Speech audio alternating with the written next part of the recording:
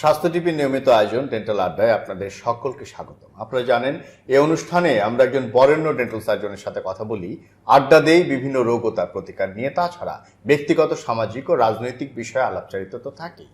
আজ আমাদের আলোচনার বিষয় আক্কেল দাঁত নিয়ে যত কথা।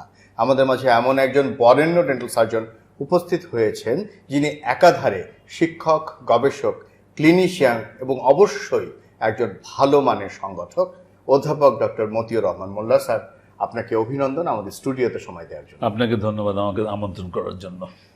স্যার, একটা বিষয় তো প্রত্যেকের মাথায় ঘোরে যে আক্কেল দাঁত তখনই ওঠে যখন তার আক্কেল হওয়া দরকার বা আক্কেল হবে, সেই চিহ্নটি বহন করে আক্কেল দাঁত ওঠে। আসলে আক্কেল দাঁত কি?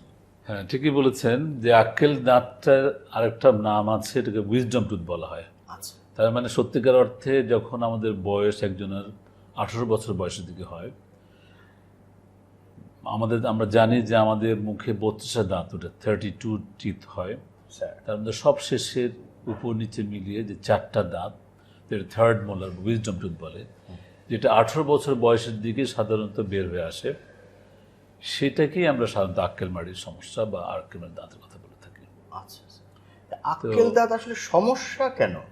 মানে অনেক জায়গায় শোনা যায় যে আক্কেল দাঁত নিয়ে খুব সমস্যায় আছি। হ্যাঁ, বিষয়টা হচ্ছে এরকম যে সবসময় সমস্যা নয়, কিন্তু দেখা যাচ্ছে প্রায় সমস্যা হচ্ছে। কারণ হচ্ছে কি, শেষ দাঁত তো এই অনেক সময় জায়গা পায় না, অথবা সে হচ্ছে কি পার্শিয়ালি বের হয়ে আসছে, অথবা দেখা যাচ্ছে তার সোজা না বের হয়ে বিভিন্নভাবে বাঁকা বাঁকা হয়ে ভিতরে বসে আছে। সেটাকে বিভিন্নভাবে অ্যাঙ্গুলেশন বলি, যেমন মেজিও অ্যাঙ্গুলার ইনফেকশন, এটাকে বলা হয়, ইনফেকশনের কথা বলা হয়।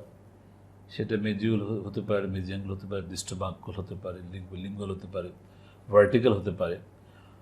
এবং পাশের যে দাঁতটা, যেটা সেকেন্ড মোলার, সেটার সঙ্গে আমাদের তুলনা করতে হয় যেটা পজিশনটা কি।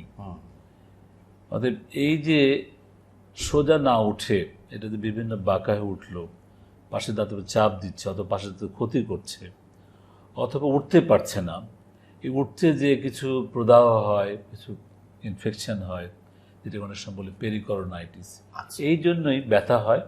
কমনলি রুগী প্রায় বলে যে আমার আক্কেল দাঁড়িয়ে উঠতেছে না, আমার ব্যথা হচ্ছে। অতএব এই যে সমস্যা, এই জন্য সবাই বলে আক্কেল মাড়ির সমস্যা, আক্কেল মাড়ির সমস্যা, আক্কেল মাড়ির সমস্যা। তাহলে একটা সার্টেন বয়সে এই দাঁতটা ওঠে, এই জন্য আসলে জনশ্রুতি আছে যে এই দাঁতটা ওঠার সাথে আক্কেল হওয়া না হওয়ার সম্পর্ক আছে কিছুটা। যদিও সবসময় আক্কেল না নিয়েও উঠতে পারে, কষ্ট দিয়ে উঠতে পারে, কিন্তু যেহেতু বয়সটা 18 বছর, আমরা ধরে নেব একটা ছেলে বা মেয়ে অ্যাডাল্ট হয়েছে, এই সময় তার মোটামুটি আক্কেল থাকা উচিত।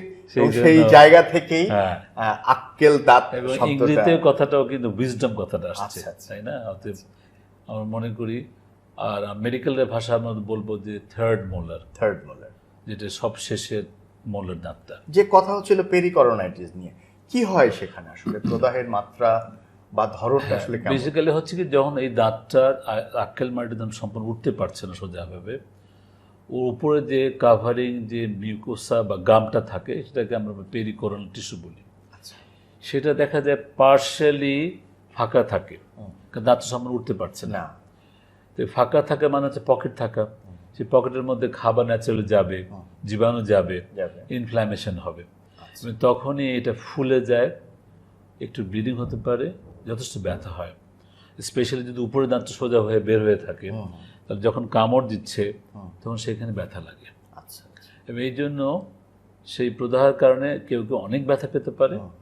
আবার এটা যদি দেরি করি আমরা, তাহলে হবে কি, এটা থেকে আস্তে আস্তে নিচের দিকে ইনফেকশন যেতে পারে, যেটাকে আমরা অ্যাবসেস বলতে পারবো। পরের দিকে আরও সিভিয়ার সেলুলাইটিস হতে পারে। সেলুলাইটিস হওয়া মানে হচ্ছে যেটা মুখ চারিদিকে ফুলে যাবে, পুজ হয়ে যাবে, সেটা বিভিন্ন গলা দিকে ছড়িয়ে যেতে পারে এবং জীবনের ঝুঁকি পর্যন্ত। এই কন্ডিশনটাকে আমরা বলি সিভিয়ার ফেশিয়াল সেলুলাইটিস, অথবা এটা আরেকটার নাম আছে লুডব্রিগস বা লাডব্রিগস অ্যানজাইনা। এই ক্ষেত্রে যদি প্রম্পটলি একদিনের মধ্যে যদি ব্যবস্থা না করা যায়, রোগী অনেক সময় সহজেই মারা যেতে পারে।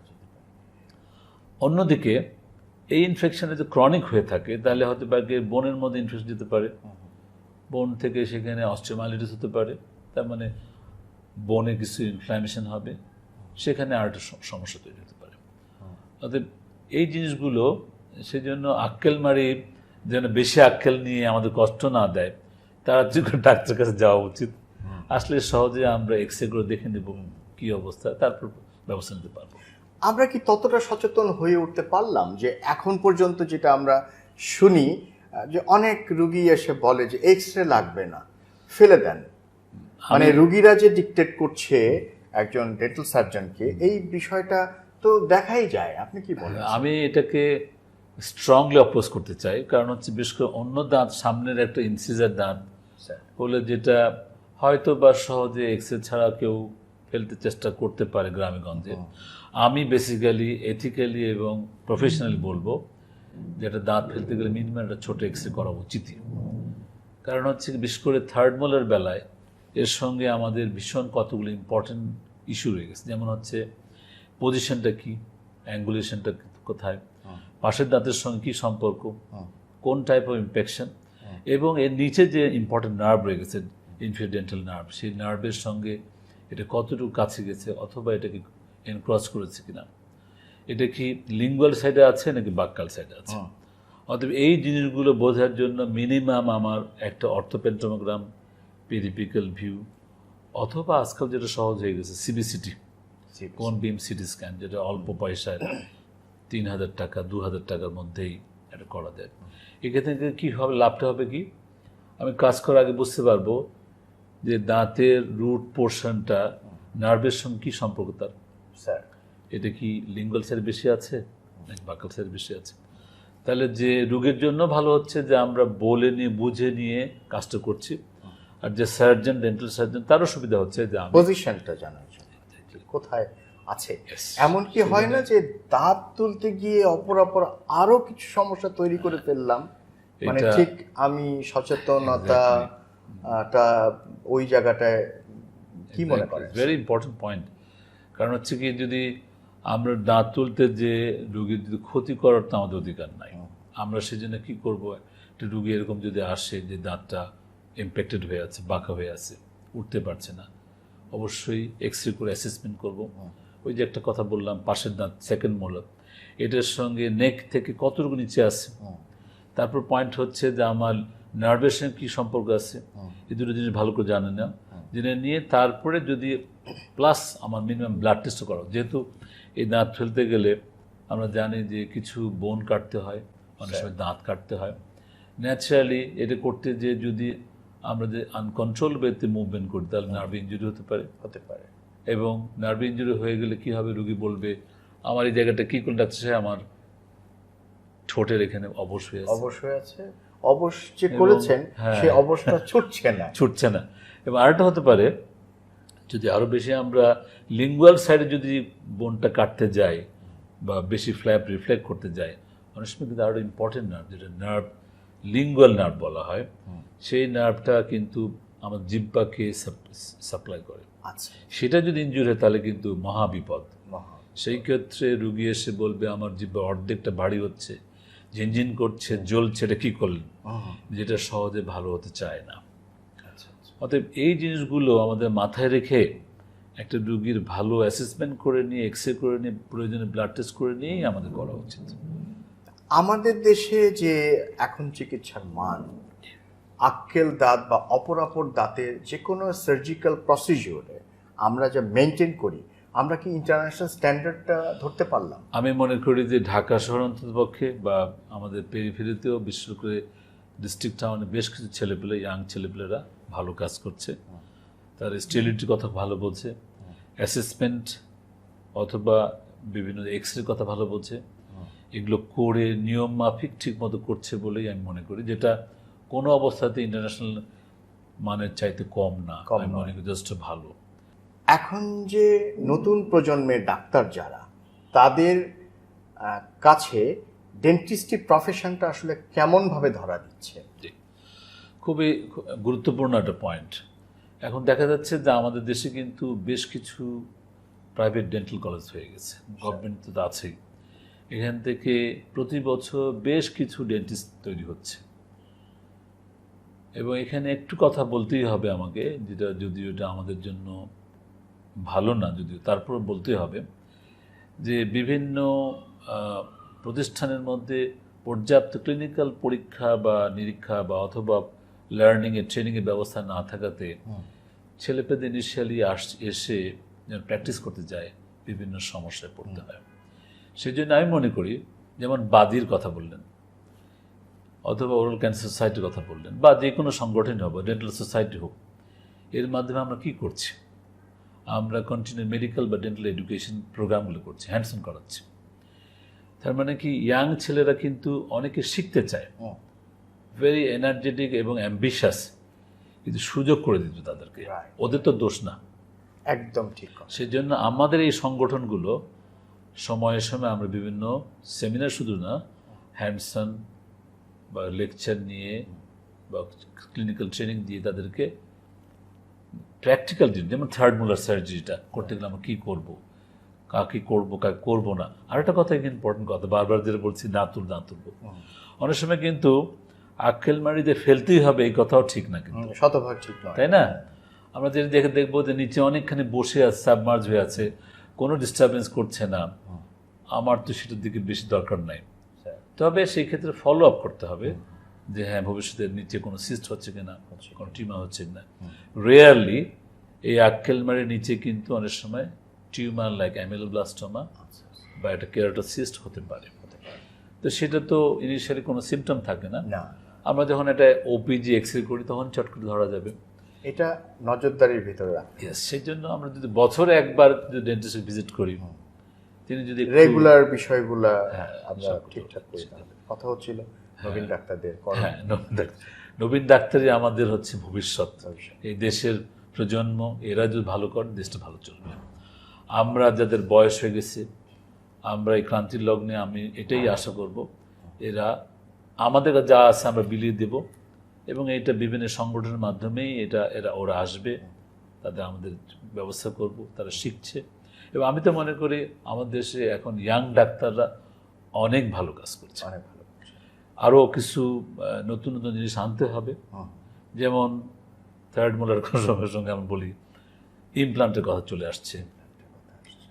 এখন মানুষ আর দাঁত কেটে, দুটো দাঁতকে কেটে বা তিনটে দাঁত কেটে ব্রিজ করতে চায় না, বা আলগা দাঁত লাগাতে চায় না, বলে যে আমার না ন্যাচারাল যে দাঁত আছে সেটাকে আমি আর ক্ষতিগ্রস্ত করতে কেন করব।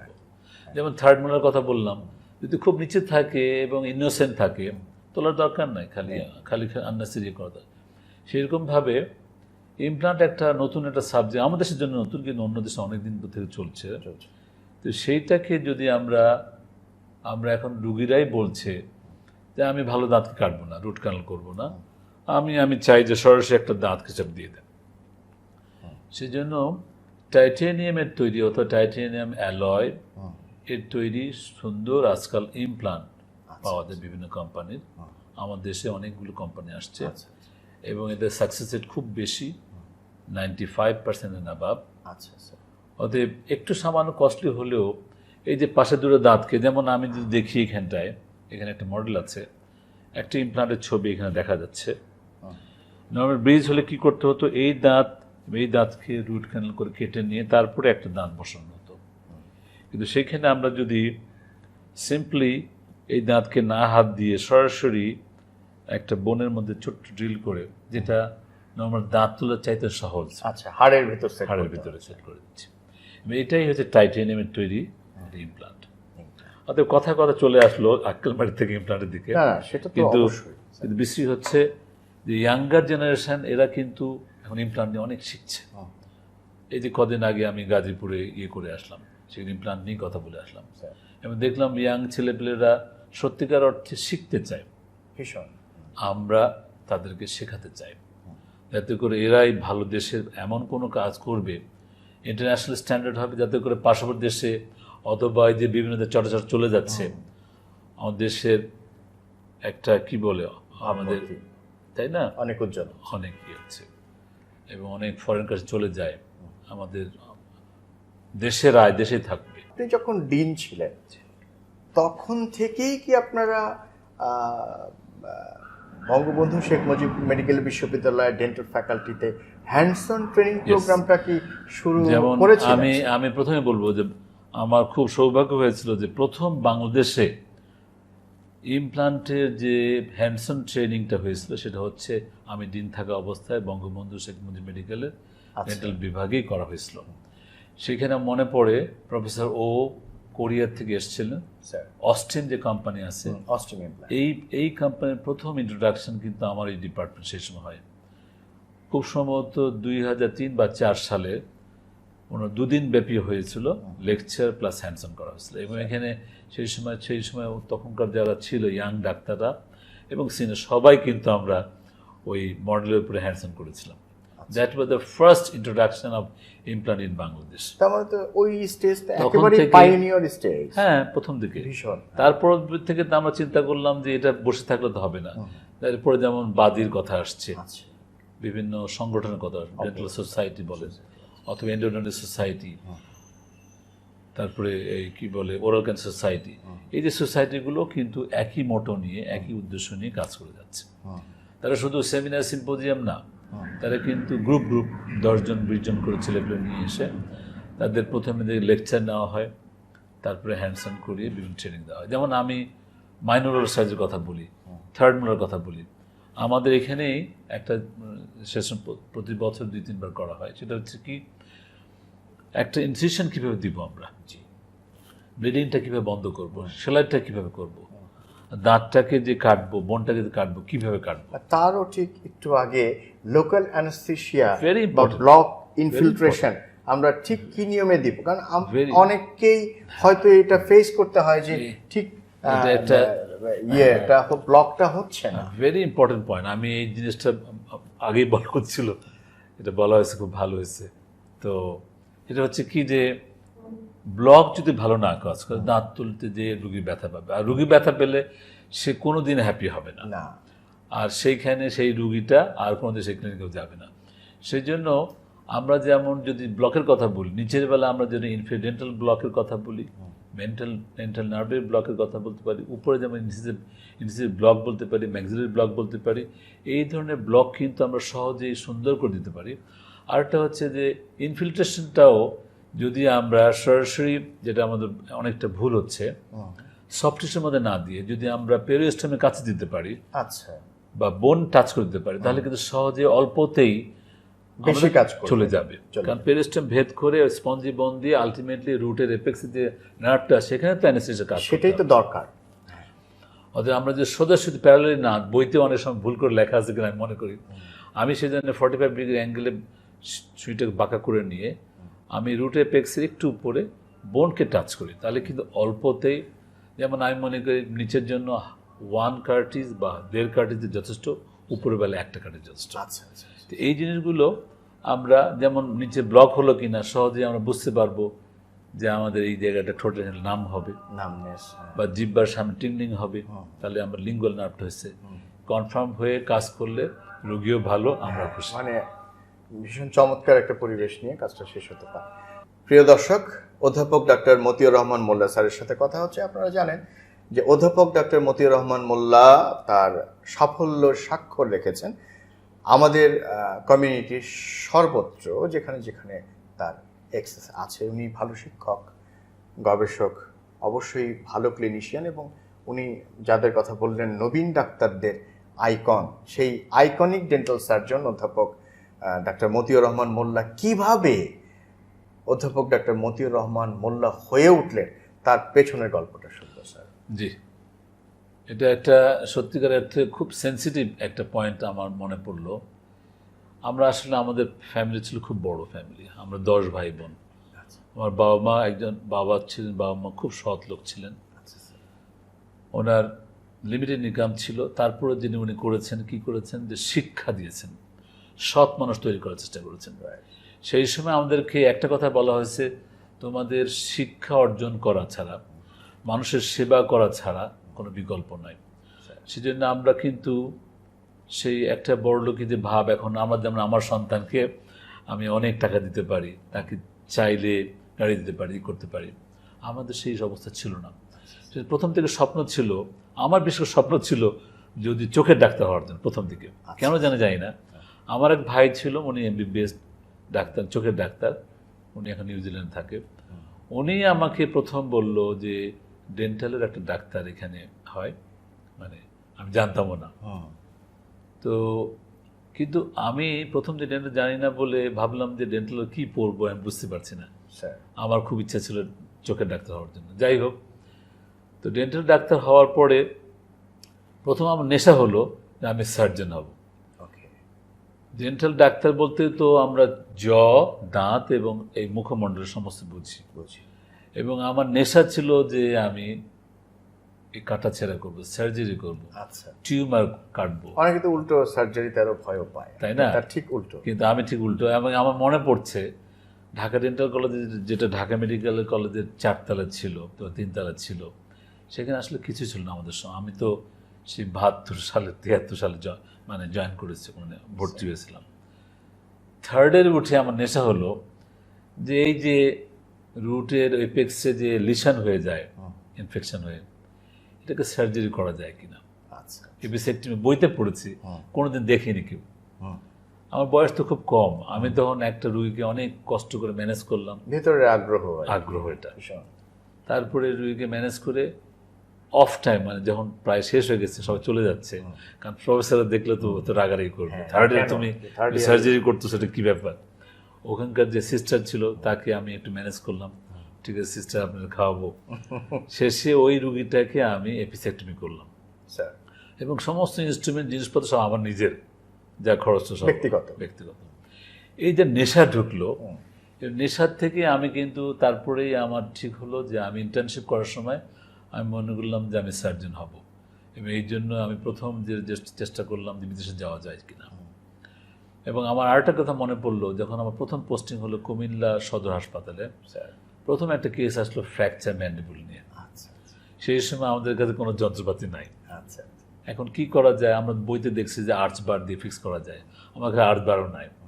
তখন আমি কি করলাম, বাজার থেকে গুনা তার নিয়ে এসে দাঁতের সঙ্গে দাঁত পেঁচিয়ে লাগিয়ে উপর নিচে দিয়ে সে চিকিৎসা করলাম। এটা একটা মানে রূপকথার মতো, কিন্তু সত্যিকার অর্থে এটা দিয়ে আমার শুরু হয়েছিল।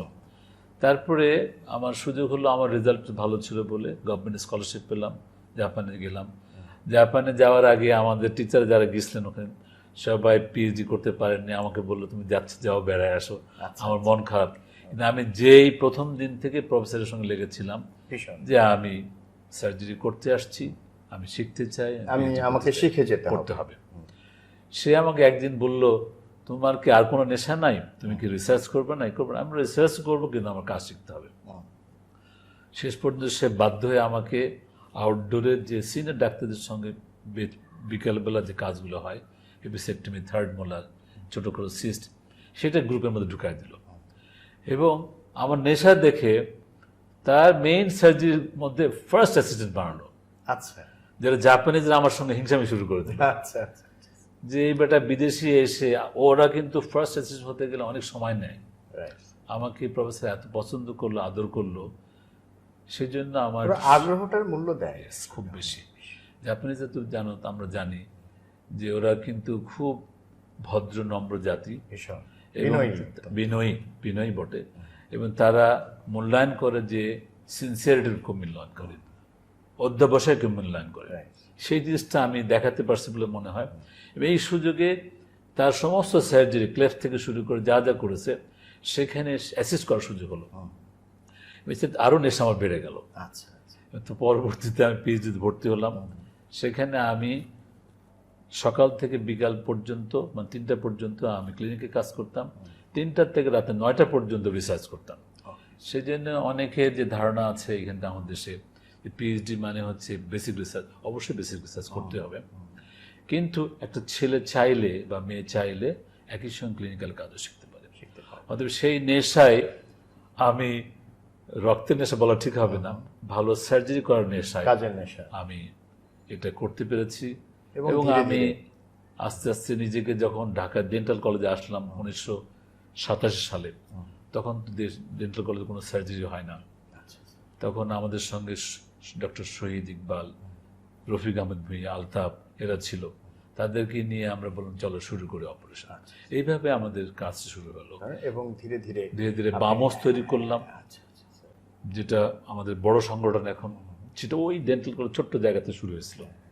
আসলে ভালো কিছু করবার ইচ্ছেটাই আসলে যথেষ্ট, এবং ভিতর থেকে জেগে ওঠা স্বপ্ন লালন করে এবং তার পেছনে ছুটতে ছুটতেই মনে হয় আজকের অধ্যাপক ডাক্তার মতিউর রহমান মোল্লা স্যার, আপনাকে অনেক ধন্যবাদ আমাদের শোতে সময় দেওয়ার জন্য। আপনাকে অনেক ধন্যবাদ। একটু জাস্ট আমাদের নবীন ডাক্তারদের উদ্দেশ্যে আমাদের স্বাস্থ্য টিভির হয়ে কিছু বলবেন, করণীয় তাদের আসলে। আমি নবীন ডাক্তারদের জন্য একটা কথাই বলবো, যে কোনো জিনিসই কিন্তু চেষ্টা করলে করা সম্ভব, তবে তার আগে নিজেকে শিক্ষিত করতে হবে, জানতে হবে। কারণ আমার কিন্তু কোনো অধিকার নাই কোনো আমার দ্বারা রুগীর কোনো ক্ষতি করার। আমি জেনে কোনো কাজ করলে রুগীর লাভ হবে এবং সেইভাবে আমরা করতে পারবো।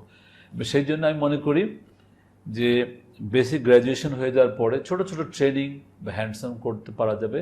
আমার দেশে অনেক হয়ে থাকে, সেগুলো যেমন এন্ডো হতে পারে, প্রস্থ হতে পারে, ক্রাউন কাট হতে পারে, অথবা থার্ড মোলার হতে পারে, ইমপ্লান্ট হতে পারে। এগুলো শিখে আপনারা দয়া করে ভালো করে, আমি মনে করি স্টেরিলাইজেশনের ব্যাপারটা ইম্পর্টেন্ট, এথিক্সের কথা ইম্পর্টেন্ট, রোগীর সঙ্গে কাউন্সেলিং ইম্পর্টেন্ট। এগুলো সমস্ত মিলিয়ে প্ল্যানিং করে যে কোনো কাজ, এন্ডো হলেও এন্ডো, সার্জারি হলেও সার্জারি, প্ল্যানিং করে কোনো কাজ করলে সেখানে সফলতা আসবেই এবং সেখানে কমপ্লিকেশনের পরিমাণ কমে যাবে। কমপ্লিকেশন ছাড়া হয় না, কমপ্লিকেশন অবশ্যই কম হবে। আমি অতএব আহ্বান করব, শিক্ষিত হতে হবে, জানতে হবে, রোগীকে মন থেকে সাহায্য করতে হবে। অধ্যাপক ডক্টর মতিউর রহমান মোল্লা স্যার, আপনাদেরকে সময় দেওয়ার জন্য আপনাকে ধন্যবাদ। প্রিয় দর্শক, একটা বিষয় তো আমরা বলতেই পারি যে মুখ ও দাঁতের যত্নে আমাদেরকে আরও বেশি সচেতন হতে হবে, বিশেষ করে আক্কেল মাড়িতে বা আক্কেল দাঁতের জন্য আমাদের যে প্রয়োজনীয় টেস্টগুলো করা দরকার, সেগুলো ছাড়া কিন্তু আসলে কোনোভাবেই সেই দাঁতে হাত দেওয়াটা ঠিক হবে না। কেননা এর থেকে একটু অবহেলার কারণে এর থেকে কিন্তু প্রাণঘাতী সমস্যাও দেখা দিতে পারে। তাই জীবনের দিকে তাকিয়ে, আপনার পরিবার পরিজনের দিকে তাকিয়ে ডাক্তারের প্রেসক্রিপশন অনুযায়ী প্রয়োজনীয় টেস্ট করুন এবং অবশ্যই আপনি নিজে এবং আপনার পরিবারকে সচেতন করে তুলুন। সকলকে অসংখ্য ধন্যবাদ জানিয়ে আমাদের আজকের পর্ব শেষ করছি। সকলে ভালো থাকুন, সুস্থ থাকুন, সুন্দর থাকুন। আল্লাহ হাফেজ।